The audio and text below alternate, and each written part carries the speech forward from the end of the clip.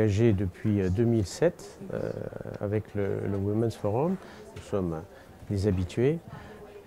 C'est un endroit où il y a beaucoup d'idées et on apprend beaucoup, on partage. Et en tant que Sodexo, nous sommes une entreprise de femmes et d'hommes. Nous sommes 420 000 dans le monde entier, dans 80 pays. Et nous servons 75 millions de personnes dans le monde. Et si nous ne sommes pas capables, si vous voulez, d'avoir à l'intérieur de l'entreprise une population qui comprend nos consommateurs, eh bien, c'est un handicap, je crois, capital dans nos métiers de service et dans tous les métiers du reste. Et puis aussi, il faut savoir que dans le monde, aujourd'hui, 70% des décisions d'achat sont faites par des femmes.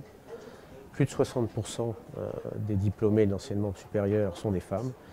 Et je crois que si on veut être capable d'attirer ces talents dont on a besoin pour notre développement, il faut être une entreprise qui accepte cette diversité et cette mixité. Il y a plusieurs choses qu'il faut faire. Premièrement, il faut qu'il y ait un engagement de la direction générale, un engagement fort et un commitment, comme on dit en anglais, très puissant, parce que en fait, ce qu'on est en train de faire, c'est de changer, d'être un moteur de changement pour la société, puisque c'est un problème majeur. Quand on parle de chiffres et de représentation des femmes, aussi bien dans la politique que dans les entreprises, on est encore à des niveaux très très bas. Donc si on veut changer ça, je crois qu'il faut s'engager au plus haut niveau. Donc ça suppose un engagement très important. Ça suppose des moyens, c'est-à-dire des investissements, c'est-à-dire des personnes dans des programmes. Ça suppose de mettre des objectifs en place, parce que ce qui se mesure se fait en général. Et donc ça, c'est aussi très très important. Ensuite, je crois qu'il faut éduquer nos équipes, s'éduquer soi-même, se remettre en cause, essayer de comprendre ces différences. Donc je crois qu'on fait beaucoup de formations, on fait beaucoup de mentoring.